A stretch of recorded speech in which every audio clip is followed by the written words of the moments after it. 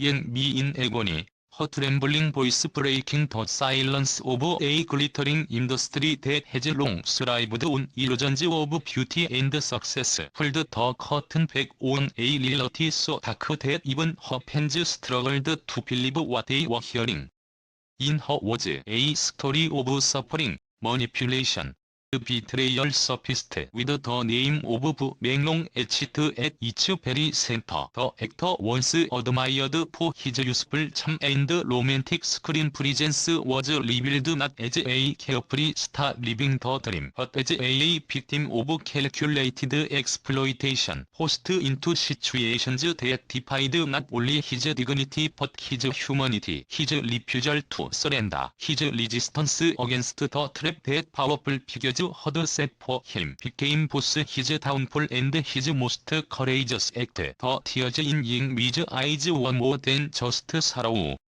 They were an indictment of an industry and of individuals who had preyed on the vulnerable while pretending to nurture talent. From the beginning, Bu Menglong was never the kind of star who shot to fame overnight.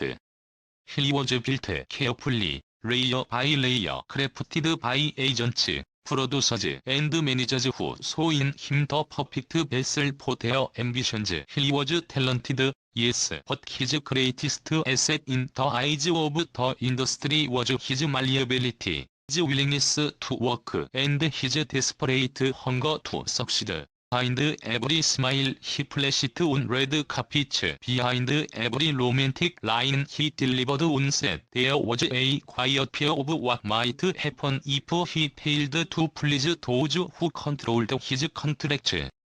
Yingmi, herself no stranger to the suffocating pressures of celebrity life, watched him grow, watched him stumble, and ultimately watched him be pushed toward choices no artist should ever face. The manager who once promised to open doors for Bu Menglong soon became the very gatekeeper of his pain. In the glittering offices where contracts were signed and futures were written, that manager's hand extended not as a guiding touch but as a chain around his neck. The whispered accounts now surfacing suggest that Menglong was not simply guided toward roles or partnerships but coerced, manipulated into compromising positions. Yingmi's tearful revelation painted the picture he was forced toward Chen Kim-sung, a name whispered in corridors, a figure both livid and feared. What was offered to him was not opportunity but a demand. A demand to serve, to submit, to sacrifice his integrity for the sake of career progression.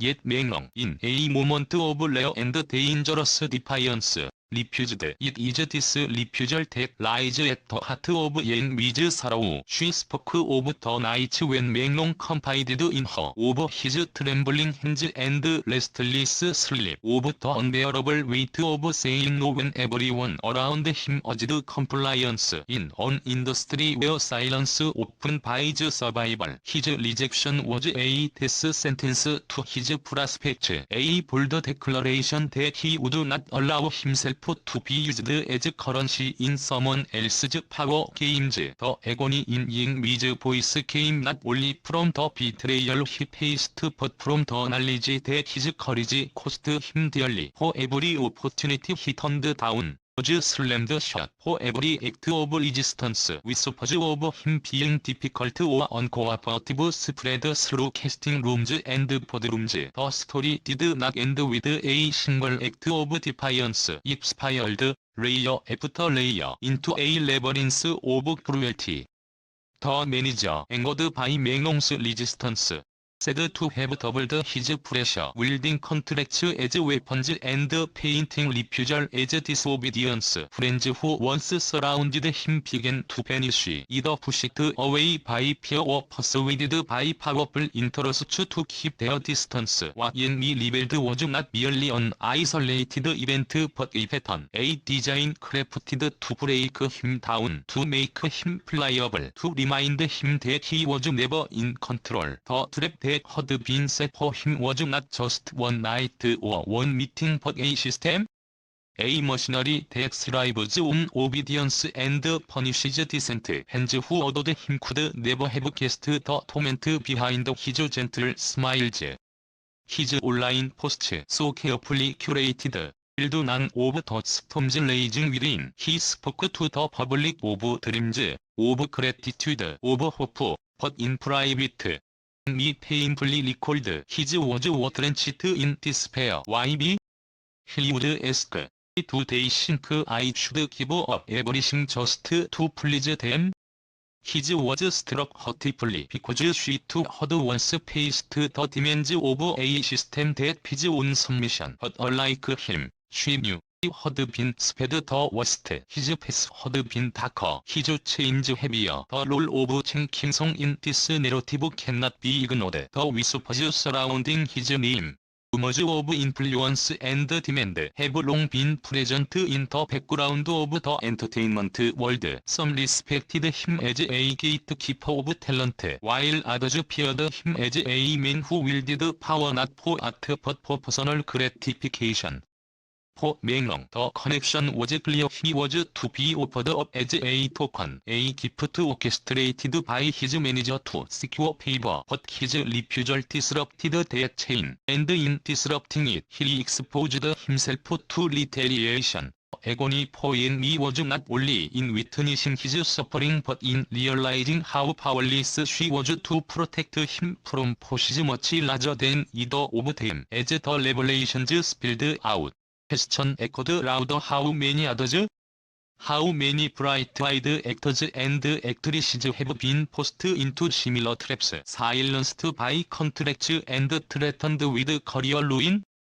Yen Wi's tears were not only for Maeng-rong but for all those whose voices had been stolen, whose dignity had been battered away in the shadows of glittering premises. She admitted that she had held back for too long. The fear of reprisal had kept her silent, but seeing Maeng-rong's suffering unfold became unbearable. The agony she expressed was not only sorrow, it was guilt. She wept because she wished she had spoken sooner, shouted louder, protected him when he needed it most. The industry's response to her confession was immediate and divided. Some dismissed her words as dramatization, an attempt to stir headlines.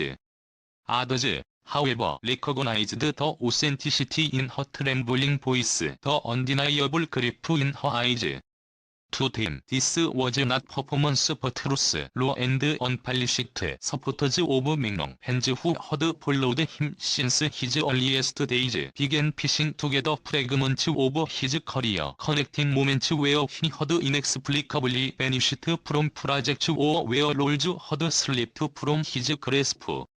Suddenly, what once seemed like coincidence began to resemble punishment. His refusal, his defiance, had indeed come at a price. The agony did not stop with the industry. Social media exploded, with hashtags carrying his name, with debates raging over the extent of corruption and abuse in the entertainment world. Some urged caution, reminding others of the dangers of unverified accusations. Yet for every skeptic, there were 10 believers convinced that Yen Wi's tears could not be fabricated. The emotional resonance was undeniable. People could feel the heartbreak of a friend watching someone she cared for deeply being broken down by a machine that consumes and discards. And through it all, Maeng-rong's own voice remained silent. He had not yet spoken, at least not publicly, and that silence only deepened the mystery. The anguish. Was he still afraid?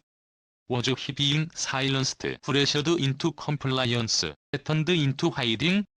Yen Wiz was left the impression that his silence was not voluntary but imposed, a silence that screamed louder than any words could.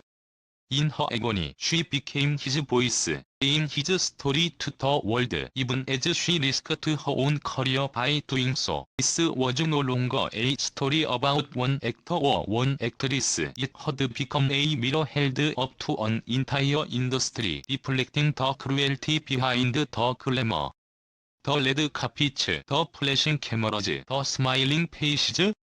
all of it built upon a foundation that as yet me rebuild, stained with exploitation and coercion. Fourth, 맹롱, the refusal to surrender had marked him as a target. For me, the decision to speak had marked her as a whistleblower, and for the audience, the revelation marked a turning point, a moment when illusions shattered, and the truth could no longer be